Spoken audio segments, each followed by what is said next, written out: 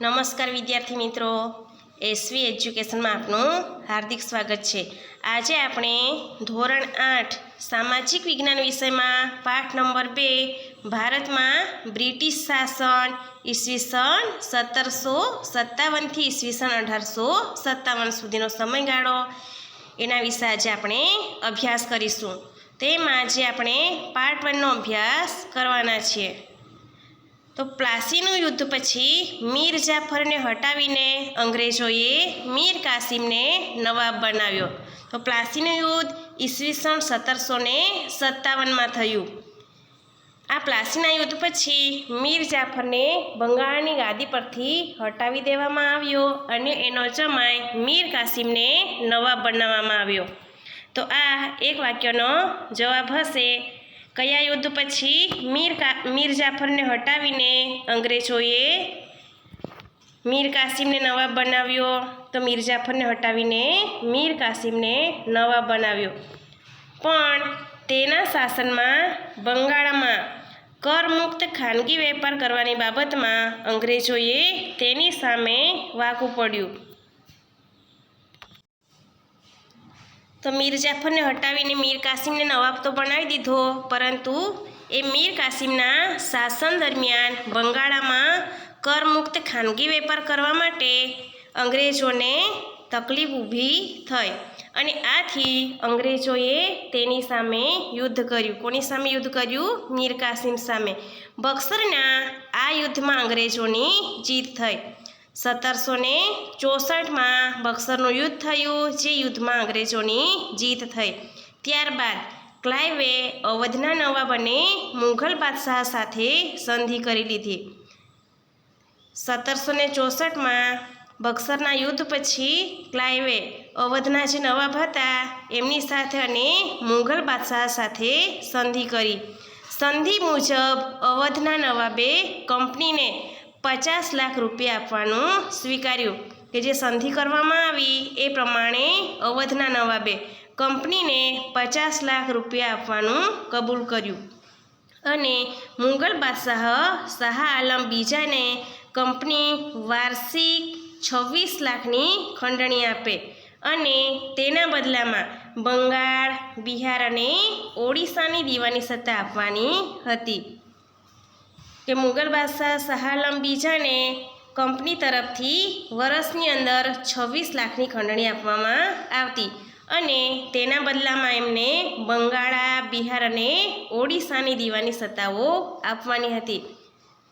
22મી August 1765માં East India કંપનીને મુઘલ બાદશાહે બંગાળાની દીવાની સત્તા આપી અને અંગ્રેજોની ભારતમાં રાજકીય સત્તાની શરૂ થઈ। ક્યારે? 12મી ઓગસ્ટ 1765થી ઈસ્ટ ઇન્ડિયા કંપનીને મુઘલ બાદશાહે બંગાળાની દીવાની સત્તા સોંપી અને જ્યારથી ભારતમાં અંગ્રેજોની રાજકીય સત્તાની શરૂઆત થઈ। ક્યારથી? 12મી ઓગસ્ટ 1765થી। આટલું જાણવું ગમશે। અંગ્રેજોએ કંપનીની આવકમાં વધારો કરવા માટે ઈસવીસન 1772માં બંગાળમાં એક નવી વ્યવસ્થા દાખલ કરી હતી। તો કે અંગ્રેજોની કંપનીએ જે આવક આવતી હતી એમાં વધુ આવક લેવા માટે 1772માં બંગાળમાં એક નવી જ વ્યવસ્થા દાખલ કરી અને જેમાં જમીન મહેસૂલ વસૂલ કરવા માટે ઇજારદારો સાથે કરાર કરવામાં આવતા હતા। જે બોલીમાં વધુ રકમ આપે તેને મહેસૂલ ઉઘરાવવાનો ઇજારો આપવામાં આવતો। કે જે નવી વ્યવસ્થા દાખલ થઈ એ મુજબ જમીન પર મહેસૂલ ઉઘરાવવામાં આવતું અને એ માટે ઇજારદારો સાથે કરાર કરતા, એટલે કે સહી કરાવી લેતા। જે બોલીમાં એ લોકોને વધુ રકમ આપે તો એ લોકોને મહેસૂલ ઉઘરાવવા માટેનો ઇજારો આપવામાં આવતો। આ વ્યવસ્થામાં ઇજારદારો માટે દસ્તાવેજમાં ફાર્મર શબ્દનો ઉપયોગ કરવામાં આવતો હતો। કયા શબ્દનો ઉપયોગ કરવામાં આવતો હતો? ફાર્મર શબ્દનો। આથી આ વ્યવસ્થા ફાર્મિંગ વ્યવસ્થાના નામે ઓળખાતી હતી। આ વ્યવસ્થામાં ઇજારદારોનું એકમાત્ર ધ્યેય વધુ આવક ઊભી કરવાનું હોવાથી ખેડૂતોનું શોષણ થતું હતું. કે ઇજારદારોનું એકમાત્ર ધ્યેય હતું કે વધુ પડતી આવક ઊભી કરવી, અને જેથી કરીને એ ઇજારદારો ખેડૂતોનું શોષણ કરતા હતા. જ્યારે આ પ્રથા અસહ્ય બની ત્યારે તેમાં સુધારો લાવવા માટે ભારતમાં ગવર્નર જનરલ તરીકે કોર્નવોલિસની નિમણૂક કરવામાં આવી. આ જે પ્રથા હતી એ જ્યારે સહન ન થઈ શકી ત્યારે તેમાં સુધારો લાવવા માટે ભારતમાં ગવર્નર જનરલ તરીકે કોની નિમણૂક કરવામાં આવી? કોર્નવોલિસની નિમણૂક કરવામાં આવી. હવે આગળ જોઈએ એ કાયમી જમાબંધી. તો કોર્નવોલિસ ગવર્નર જનરલ હતો ત્યારે ઈસવીસન 1793માં ભારતમાં કાયમી જમાબંધી દાખલ કરવામાં આવી. કે જ્યારે ભારતમાં કાયમી જમાબંધી દાખલ કરવામાં આવી ત્યારે ઈસવીસન 1793માં ત્યારે ગવર્નર જનરલ કોણ હતા? કોર્નવોલિસ. જેમાં પહેલું છે જમીનદારને જમીનના અને જમીન મહેસૂલના હક આપવામાં આવ્યા. તેમણે સરકારના એજન્ટ તરીકે કામ કરવાનું હતું. કે જે જમાબંધી દાખલ કરવામાં આવી એ પ્રમાણે જે જમીનદાર હોય એણે જમીનના અને જમીન મહેસૂલના હક આપવામાં આવ્યો, અને તેમાં સરકારના એજન્ટ તરીકે એણે કામ કરવાનું હતું. બીજું, જમીનદારે જમીન મહેસૂલના 9 ભાગ સરકારને જમા કરાવવા, અને 10મો ભાગ મહેનતાણા તરીકે રાખવાનો હતો. કે બીજું તો શું હતું? તો કે જમીનદાર જે જમીન મહેસૂલનો જે 9મો ભાગ હોય એ જમા કરાવવાનો હતો, અને 10મો ભાગ એણે પોતે મહેનતાણા તરીકે રાખવાનો હતો. આ પદ્ધતિમાં ખેડૂતોનું શોષણ થતું હતું. કઈ પદ્ધતિમાં? કાયમી જમાબંધીની પદ્ધતિમાં ખેડૂતોનું શોષણ થતું હતું, કારણ કે તેણે નિશ્ચિત કરેલું મહેસૂલ જમીનદારને આપવું પડતું હતું. કે જે નક્કી કરવામાં આવે એ મહેસૂલ જમીનદારોને આપવું પડતું. જમીનદાર તેના ઉપર જુલમ કરીને પણ મહેસૂલ વસૂલ કરતો હતો. જમીનદારે દર વર્ષે નિશ્ચિત કરાર મુજબની રકમ સરકારમાં જમા કરાવવી પડતી. કે જમીનદાર જે પણ રકમ નક્કી કરવામાં આવી હોય એ રકમ એણે સરકારમાં જમા કરાવવી પડતી. તેમ છતાં કાયમી જમાબંધી જમીનદારોની તરફદારી કરતી હતી. એ જે રકમ નક્કી કરવામાં આવી હોય એ રકમ સરકારમાં જમા કરાવવી પડતી. તેમ છતાં પણ આ કાયમી જમાબંધીમાં જમીનદારોની એ તરફદારી કરતી હતી. જો કે શરૂઆતમાં જમીનદારોએ થોડું સહન કરીને નક્કી કર્યા મુજબનું મહેસૂલ આપવું પડ્યું. જે મહેસૂલ ના ભરી શક્યા તેમની જમીન જપ્ત થઈ, પણ પાછળથી જમીનદારો જમીન ખરીદવા લાગ્યા. કે જે ખેડૂતો મહેસૂલ ન ભરી શક્યા તો એમની જમીન જપ્ત કરી લેવામાં આવી, પરંતુ પાછળથી જમીનદારો પણ જમીન ખરીદવા લાગ્યા. સરકારને ખેડૂતના વિકાસમાં રસ હતો નહીં. પરિણામે બંગાળમાં ખેડૂતોના ઘણા વિદ્રોહો થયા. કે સરકારને ખેડૂતના વિકાસમાં કોઈ પણ જાતનો રસ ન હતો, અને જેથી કરીને બંગાળમાં ખેડૂતોના ઘણા વિદ્રોહો થયા હતા, અને અન્ન ભંડાર તરીકે ઓળખાતું બંગાળ કંગાળ બન્યું હતું. તો કે જે પહેલાં અન્નના ભંડાર તરીકે બંગાળ ઓળખાતું હતું એ પાછળથી કંગાળ બની ગયું. હવે જોઈએ આપણે રૈયતવારી પદ્ધતિ વિશે. આપણે કાયમી જમાબંધી વિશે જોઈ ગયા. હવે બીજું જોઈએ રૈયતવારી પદ્ધતિ.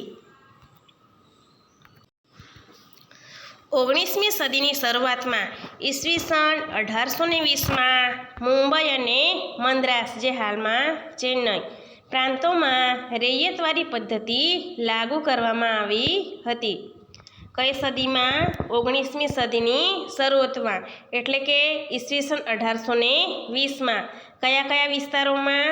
મુંબઈ અને મદ્રાસ જેવા વિસ્તારોમાં રૈયતવારી પદ્ધતિ લાગુ કરવામાં આવી હતી. તેના પ્રણેતા થોમસ મુનરો હતા. તો રૈયતવારી પદ્ધતિના પ્રણેતા કોણ હતા? તો રૈયતવારી પદ્ધતિના પ્રણેતા થોમસ મુનરો હતા. તે સમયે તેઓ મદ્રાસના ગવર્નર હતા.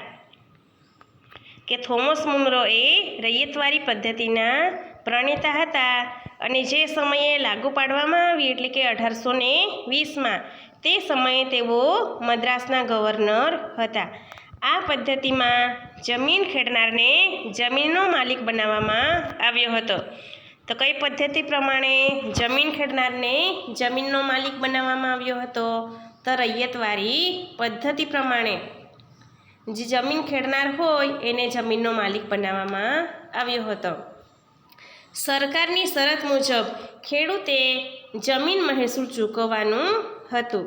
તો સરકારની જે શરત હતી એ પ્રમાણે ખેડૂતે જમીન માટે મહેસૂલ એટલે કે કર ચૂકવવું પડતું અને આ પ્રથાથી જમીનની માલિકી હકનો કોઈ ફાયદો થતો ન હતો.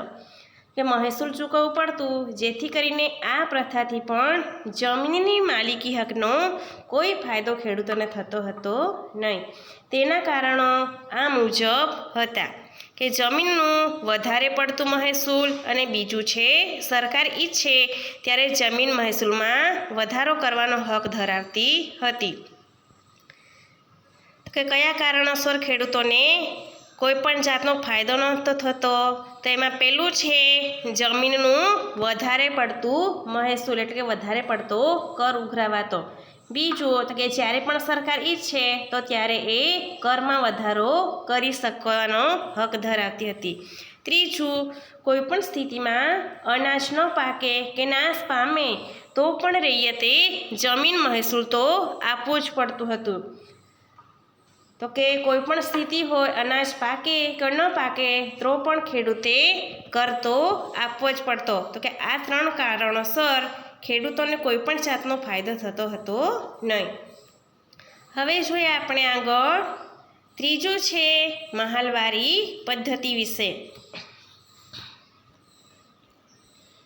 મહાલવારી પદ્ધતિનો અમલ ઉત્તર પશ્ચિમ પ્રાંત અને મધ્ય ભારતના કેટલાક પ્રદેશોમાં થયો હતો.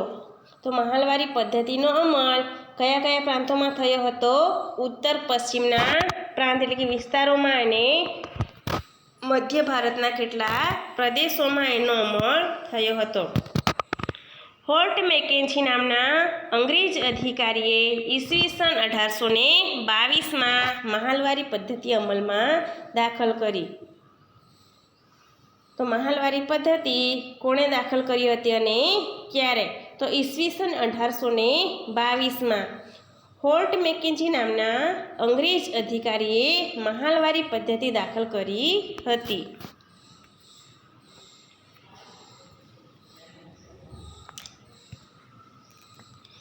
બ્રિટિશ મહેસૂલી દફતર એટલે કે રેકોર્ડમાં ગ્રામ અથવા ગ્રામના સમૂહ માટે મહાશબ્દો પ્રયોગ થતો હતો. તો મહાશબ્દ શેના માટે વપરાતો હતો? કે બ્રિટિશ મહેસૂલી દફતર જે હતું કે રેકોર્ડ જે હતું એમાં ગ્રામ અથવા ગામનો જે સમૂહ હોય એટલે કે જે લોકો હોય એમના માટે મહાન શબ્દો પ્રયોગ થતો હતો. મહાલનું એકમ ગ્રામ અથવા ગ્રામનો સમૂહ હતો. તો મહાલનું એકમ શું હતું? ગ્રામ અથવા ગ્રામનો સમૂહ. આ પ્રથા અનુસાર મહેસૂલનો એકમ ખેડૂતનું ખેતર નહીં પણ સમગ્ર ગ્રામ કે ગ્રામની જમીનના સમૂહનો સમાવેશ થતો હતો.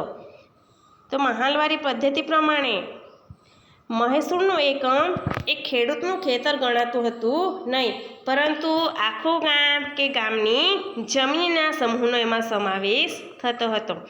આ પદ્ધતિમાં ગામનું સર્વેક્ષણ કરી ખેતર અથવા ખેતરના ઉત્પાદનની આવક વગેરેને ધ્યાનમાં લઈને જમીન મહેસૂલ નક્કી કરવામાં આવતું હતું. તો આ જે પદ્ધતિ છે એ પ્રમાણે આખા ગામનું સર્વેક્ષણ કરવામાં આવતું અને ત્યાર પછી ખેતર અથવા વધુ ખેતરોની જે ઉત્પાદનની આવક હોય એને ધ્યાનમાં લઈને પછી જમીનનો વેરો નક્કી કરવામાં આવતો. આથી આ પદ્ધતિ મહાલવારી પદ્ધતિ તરીકે ઓળખાય. જમીન મહેસૂલ વસૂલ કરવાની જવાબદારી ગામના મુખીને સોંપવામાં આવતી. તો જમીનનો જે મહેસૂલ વસૂલ કરવાની જવાબદારી કોને સોંપવામાં આવતી હતી? તો ગામના જે મુખી હોય તેમને આ મહેસૂલ ઉઘરાવવાની જવાબદારી સોંપવામાં આવતી હતી. અંગ્રેજોએ પરંપરાથી ચાલી આવતી જમીન વ્યવસ્થામાં મૂળભૂત ફેરફારો કર્યા. પરિણામે ભારતીય ગામોની સ્થિરતા, સ્વાયત્તતા અને સાતત્ય છિન્નભિન્ન થયા. કે અંગ્રેજોએ પરંપરાથી જે ચાલી આવતી હતી જમીન વ્યવસ્થા એમાં મોટા ફેરફારો કર્યા અને જેના કારણે ભારતના ગામોની જે સ્થિરતા હતી એની સ્વાયત્તતા જે હતી અને સાતત્ય હતું એ વેરવિખેર થઈ ગયું. આટલું જાણવું ગમશે. ઈસવીસન 1765માં બંગાળમાં દીવાની સત્તા પ્રાપ્ત કર્યા પછી કંપનીએ તેના કર્મચારીઓ પાસે બંગાળની વાર્ષિક ઉપજની માહિતી એકઠી કરાવી. કારણ કે બ્રિટન માટે બંગાળનું મૂલ્ય યુરોપમાં નિકાસ માટે ખેત પેદાશો આપનારું ક્ષેત્ર હતું. કે ઈસવીસન 1765માં બંગાળમાં એમને દીવાની સત્તા મળી ત્યાર પછી કંપનીએ એના કર્મચારીઓ પાસે બંગાળની જે વાર્ષિક ઉપજ હતી એની માહિતી ભેગી કરાવી. શા માટે? તો કે બ્રિટન માટે બંગાળનું મૂલ્ય માત્ર યુરોપમાં નિકાસ માટે ખેત પેદાશો આપનારું ક્ષેત્ર હતું એટલે કે વિસ્તાર હતો. આથી તેણે ખેત પેદાશો ઉપર પકડ જમાવી લીધી.